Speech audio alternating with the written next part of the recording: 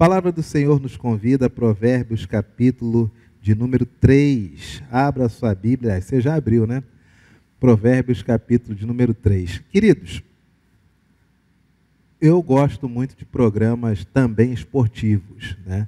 E uma das coisas que eu gosto nos programas esportivos é quando tem aquelas reportagens mostrando pessoas que se superam, pessoas que descobrem que têm talento para alguma prática esportiva, apesar de que as circunstâncias não são favoráveis para que aqueles talentos pudessem florescer. Recentemente, eu vi 2 reportagens nesse mesmo estilo. A primeira reportagem de um garoto que aprendeu e praticava tênis, né, literalmente assim, quase que no meio do mato. Abriram um campinho para ele poder melhorar o tênis, mas piso de terra comum. Ele tem uma raquete semi-profissional, colocaram uma rede no campo de ponta a ponta, e claro, ele foi descoberto, começaram a chegar doações, porém a realidade dele, até a reportagem ainda era esta. E uma outra menina que estava desenvolvendo talento pelo basquete. Ela improvisou uma cesta de basquete, elas improvisaram para ela com um balde e deixavam o balde pendurado no muro, e ela começou ali a arremessar e arremessa muito bem, tem talento para isso, e ela foi descoberta, também chegam as pessoas, começam a ajudar e etc. E eu fico muito comovido com essas reportagens que mostram pessoas que têm aquele mérito, aquela coisa de mostrar que sabem ou que podem desenvolver-se, e a ajuda chega para aqueles que demonstram previamente que levam aquilo a sério. Isso é muito bonito. Também lembrei de uma história antiga, né? Muito tempo atrás, na época que ainda existia o programa do Jô, se eu não me engano ainda era o Jô Soares 11h30, era no SBT, e aí trouxe uma mulher que aprendeu a tocar flauta sozinha, e pegou uma daquelas flautas bonitas, flautas metálicas, eu não conheço o nome, mas não é aquela flauta de plástico, né? É uma flauta de metálica, grande, e começou a tocar. E ela começou a acompanhar o Derico, que na época era o flautista do quinteto do Jô. E tocou com o Derico, um excelente instrumentista. Ao término daquela apresentação, né, linda por sinal, o Jô olhou para o Derico e perguntou: Derico, ela é autodidata, você acha que se ela entrasse em um curso formal, né, e estudasse música de forma acadêmica, isso acrescentaria a ela? E o Derico olhou para o Jô Soares e falou assim: olha, Jô, ela toca tanto, ela toca tão bem, que eu acho que interromper essa experimentação dela, interromper essa forma autodidata e colocá-la para aprender de forma mais acadêmica, poderia travar as habilidades dela. Isso poderia cortar essa coisa intuitiva que ela tem de tocar. Então, no caso específico desta moça aqui, eu não aconselharia a entrada em um curso formal. Eu deixaria ela continuar no seu próprio caminho, e eventuais coisas que ela necessitasse, ela automaticamente iria acrescentar ao repertório que naturalmente ela consegue desenvolver em termos de talento musical. Coisa linda. E vendo esses 3 exemplos, eu chego às vezes a uma conclusão muito triste. Não sei se você compartilha dela comigo. Mas você imagina quantas pessoas, quantas crianças moram aonde mora esse garoto que pratica tênis? Quantas meninas moram aonde mora essa menina que pratica basquete? Quantas mulheres moram ou moravam no local dessa flautista? Todos locais muito humildes. E tem pessoas ali que poderiam também jogar tênis até melhor do que o garoto, basquete melhor do que a menina, ou tocar flauta, um outro instrumento até melhor do que essa moça. Porém, eles nunca vão saber, porque também não lhes chegou a oportunidade de descobrir seus dons e talentos. Em uma comunidade periférica, quantos jogadores de futebol teríamos? quantos médicos teríamos, quantos doutores, quantos arquitetos, quantos pastores, quantos dons e talentos há em determinados locais, mas essas pessoas não conseguem sequer passar na mente delas a possibilidade de que talvez elas fossem boas em uma área ou outra. Isso me deixa, infelizmente, muito, muito, muito triste. Não sei se isso entristece você também. E dito isto, da mesma forma que eu me entristeço quando vejo tantas pessoas que poderiam desenvolver tantos dons e talentos em diversas áreas. Citei esportes e música porque foram as áreas que me vieram à mente agora. Mas você talvez tenha N exemplos na sua vida que você tenha visto ou experimentado. Da mesma forma que eu me entristeço de ver tantas pessoas que poderiam desenvolver tantos dons e talentos, que seriam excelentes desportistas, excelentes musicistas, também me entristeço quando vejo tantas pessoas que seriam muito mais felizes se praticassem a palavra do Senhor. Mas elas não praticam a palavra, porque sequer tiveram ao longo de suas vidas uma mínima impressão de como esta palavra pode ser posta em prática, porque não tiveram esse testemunho em casa, porque talvez tenham sido trazidas para as igrejas, para aprenderem as histórias da Bíblia desde crianças, mas não conseguiam encontrar correspondência entre o que aprendiam e a rotina familiar. E é o que eu sempre digo, 1 hora de escola dominical, 1h30 de culto, que se dura 1h30, o pessoal já olha no relógio, já acha que está muito longo, era para diminuir. 2h30 de atividade dominical é pouco, comparado a 24 horas pensando de convívio, de osmose de comportamento em um lar cuja Bíblia, ela é um livro que ele é sagrado, fica lá, em cima da mesa, mas não é praticado, é pouco. E a igreja não pode substituir o lar. A igreja não tem a função de substituir a família. Sua casa é sua casa. Quero dar essa palavra para você, papai. Papai, você é o pastor da sua família, papai. É você. Eu posso pastorear a sua família, tá? Mas você é o pastor da sua família integralmente. Eu sou o pastor da sua família conquanto você seja membro desta igreja. E se você me conhece, você sabe que você tem todas as entradas do universo em termos de ministério pastoral e discipulado no Evangelho. Porém, dentro da sua casa, você é o pastor. Mas existe uma coisa que Satanás tem feito na nossa vida, né? Que é tirar esse papel do homem de ser o sacerdote do lar. Isso é satânico. E não vou entrar nesses espectros de machismo, de feminismo.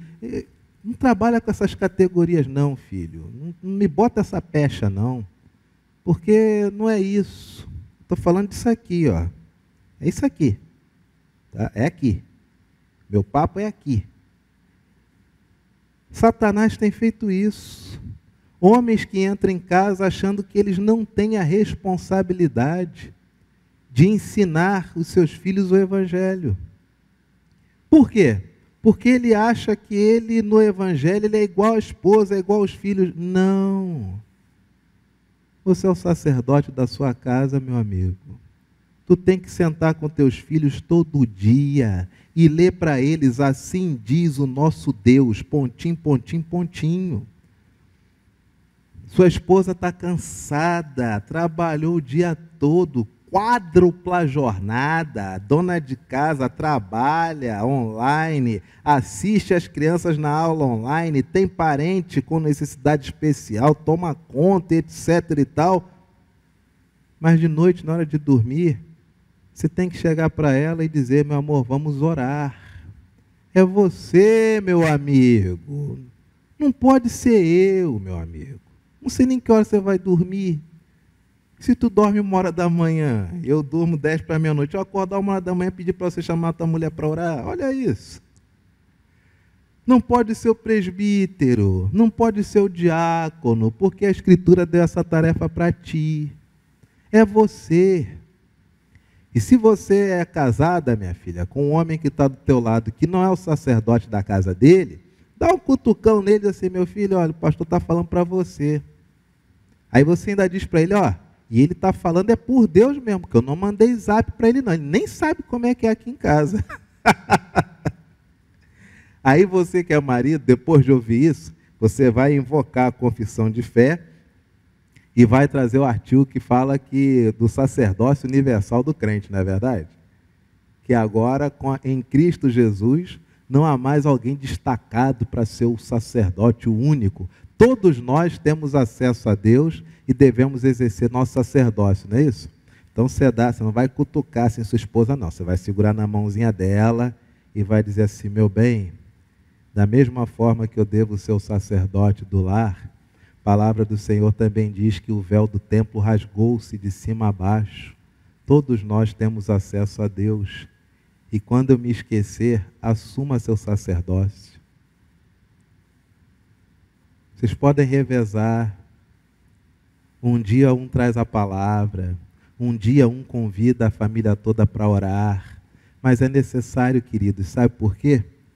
Porque vai chegar o tempo que, se você não fizer isso, seus filhos crescerão desassociando as coisas. Uma coisa é o domingo, outra coisa é durante a semana. E quando eles tiverem filhos, se seus filhos não tiverem na fé, coitado dos seus netos, meu amigo. E esses netos, quando passarem por alguma adversidade, não virão até aqui para procurar ajuda ou soluções. E é essa geração a qual eu me refiro. Como uma geração que, na hora da adversidade, não saberá a quem recorrer. Uma geração que poderia ser infinitamente mais feliz. Isso se você já não é essa geração. E para a glória de Deus, Deus te botou aqui para assistir esse vídeo. Isso, eu quero dizer para você, você podia ser muito mais feliz, meu amigo. Minha filha, você está batendo cabeça? Minha filha, você tem tudo para ser espetacular. Mas sabe o que aconteceu, filho? Sabe o que aconteceu, minha filha? Talvez você não tenha, em um determinado momento da vida, não tenha atinado que tem que ficar aqui. Você está me ouvindo hoje e você está acreditando no que eu digo, mas a sua mente virou um mosaico. Você está ouvindo palavra de Deus. Aí vai desligar esse vídeo, você vai ler uma frase de Buda e vai achar legal. Vai ler uma frase de Mahatma Gandhi, vai achar show. Vai ler um negócio de Kardec, vai achar maneiríssimo. Ou pior, vai ser desses crentes, né? Ou pior ou igual, tanto faz, né? Vai ser desses crentes que dizem assim: pastor, foi muito bom o senhor me falar isso, porque como eu sou escorpião com ascendente, sei lá, em touro, em Áries, é difícil. Olha isso, gente. Crente que já está determinando que a sua personalidade vai de acordo com o horóscopo. Isso ocidental. Daqui a pouco os crentes vão aduzir o horóscopo chinês e um pouquinho da cabala. Percebe por que a vida trunca? Por que não vai adiante? Porque você mesmo não define-se. Olha o que a palavra do Senhor diz: não sejas sábio aos teus próprios olhos. Teme ao Senhor e aparta-te do mal. Cuidado. Cuidado com essas sabedorias que fazem bem aos teus olhos. Tantas pessoas, gente, têm substituído espiritualidade, vida com Deus, comunhão com Jesus, evangelho, por apostila de curso teológico. Meu amigo, minha amiga, me perdoe. Me perdoe. Entenda, não estou desclassificando o conhecimento acadêmico. Meu Deus, seja você PhD. Mas lembre-se que PhD e Evangelho são coisas distintas. Porque o Evangelho é Deus falando para a pessoa mais humilde do universo e o humilde compreendendo. O Evangelho é aquele que diz assim, olha, Deus escondeu isso dos sábios e entregou esse tesouro para os simples. E tu se enchendo de papel achando que é moral. Com o próprio Evangelho, o próprio Deus encarnado, dizendo o seguinte, olha só, no programa de hoje, Deus falando, no programa de hoje, aprendemos que aquilo que eu falo é muito mais inteligível, é muito mais perceptível para o simples, de tão fácil que é. Mas aquele que se acha o sábio não consegue entender, porque a sua própria sabedoria o atrapalha, na minha simplicidade, sendo Deus criador de todas as coisas. Isso que aprendemos no programa de hoje, até mais, pessoal. Jesus falou isso aquele dia. E tu se enchendo de papel, achando que estes papéis, essas diplomações, te darão aval para falar assim, diz o Senhor. Coitado de Pedro pescador. Coitado. Coitado do próprio Senhor Jesus, né? Pedreiro. Dizem que era carpinteiro, mas naquela época os móveis eram feitos de pedra. Pedreiro. Coitado de Jesus. Coitado de Deus encarnado. Um simples pedreiro, filho do finado seu José, filho de Dona Maria. Coitado deles. Eles não têm lastro para falar do Evangelho. Bom somos nós, né? A gente abre um aplicativo, a Bíblia em trocentas linguagens, com trocentos estudos exegéticos, e olha como é que nós estamos. A gente não consegue levar nossos filhos para a igreja, meu amigo. E agora? E outra coisa, pasmem.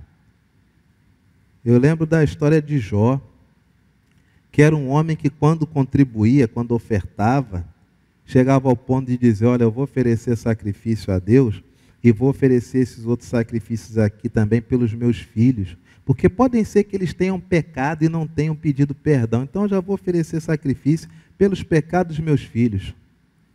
Hoje, você encontra algum pai que oferece sacrifício pelos seus filhos? Me lembro da minha mãe, e quando tinha a marcha das ofertas na igreja do Rio, ela escrevia um envelopinho. Joana, José, meu pai, Anderson.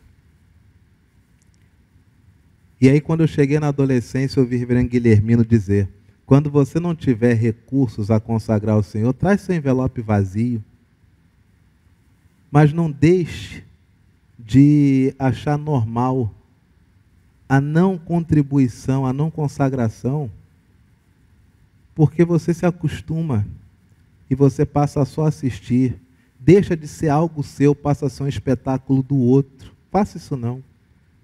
Quantas vezes eu ia com meu envelope vazio e colocava ali, dizendo, um dia, Senhor, vou apresentar esse envelope cheio. Mas hoje até isso perdeu-se. Você hoje, que está me ouvindo, você podia estar até numa situação financeira muito melhor.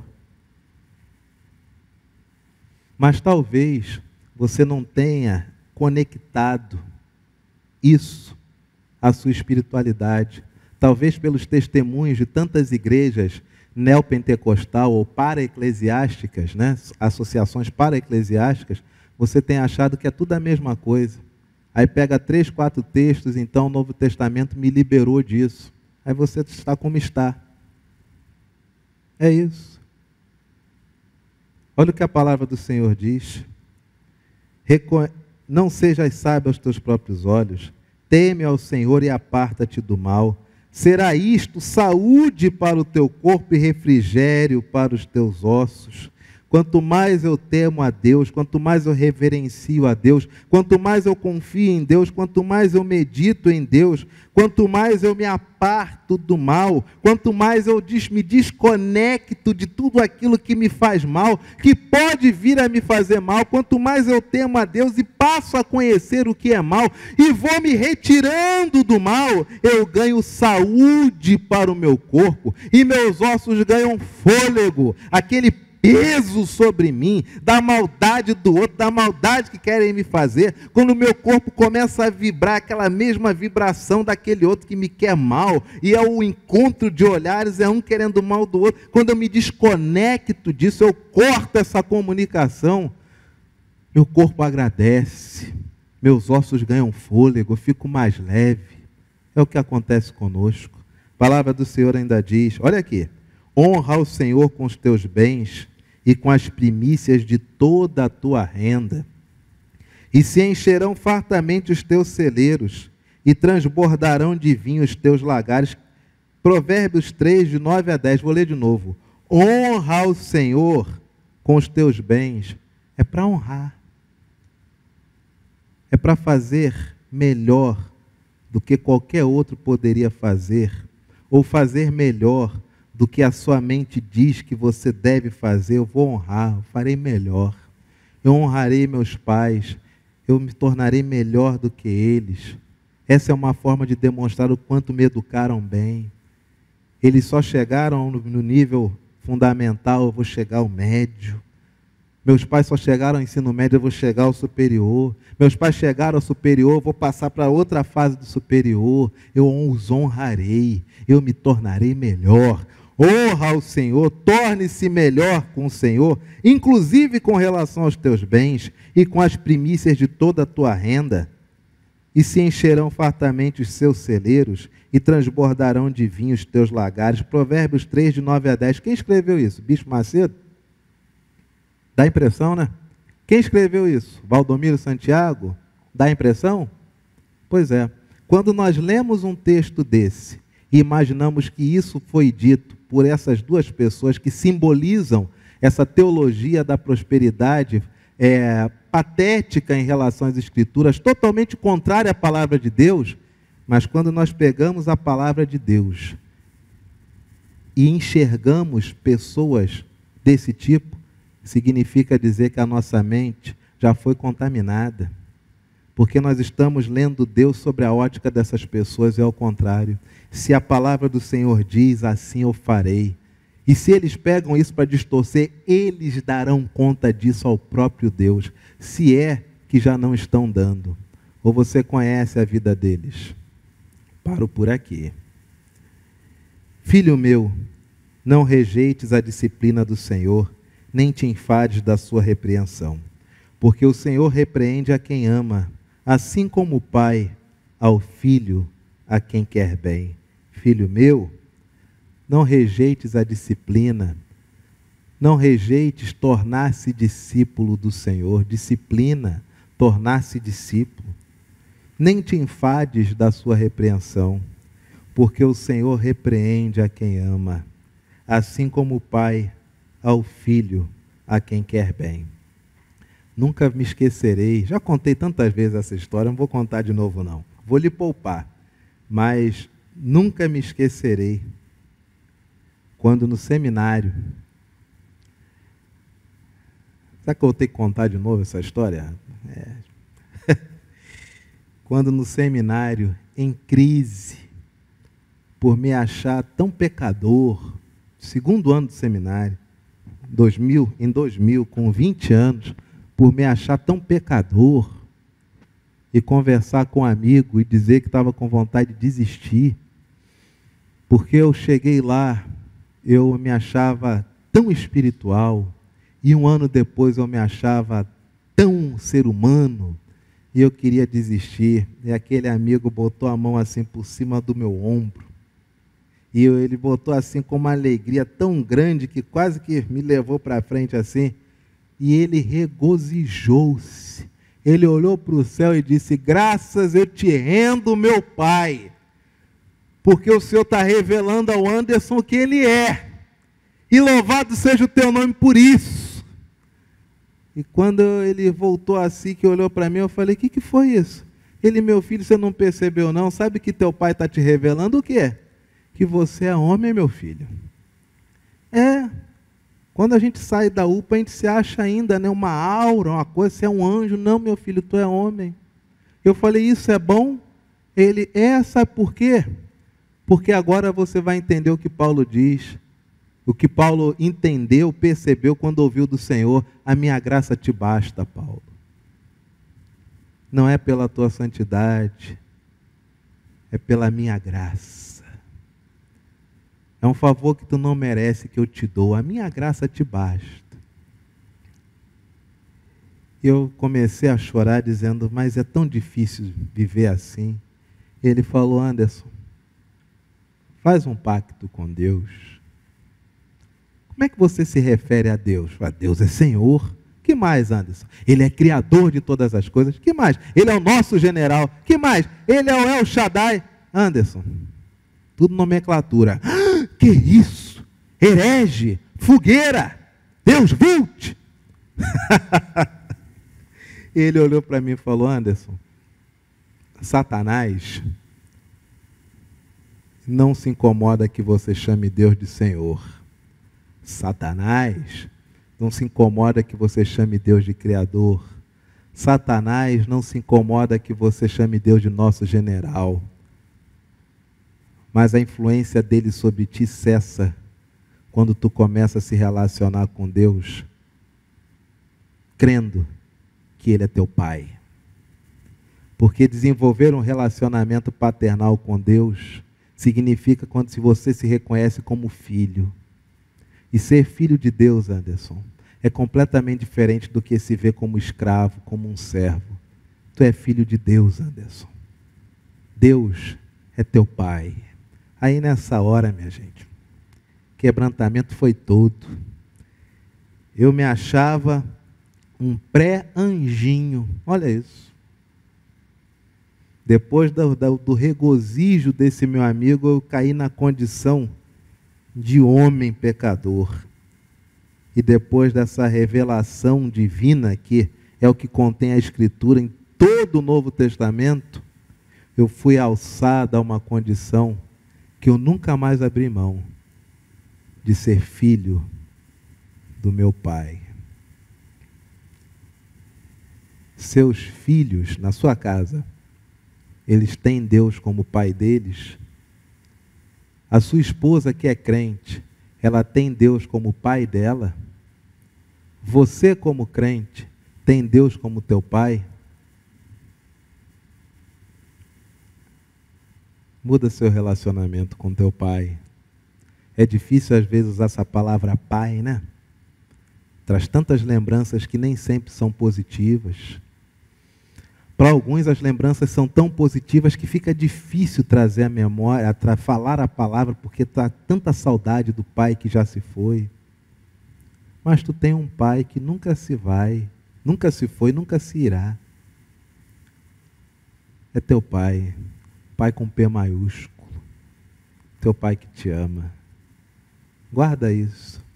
Você pode ir muito mais longe do que você já foi. Teus problemas podem diminuir muito e você será muito mais feliz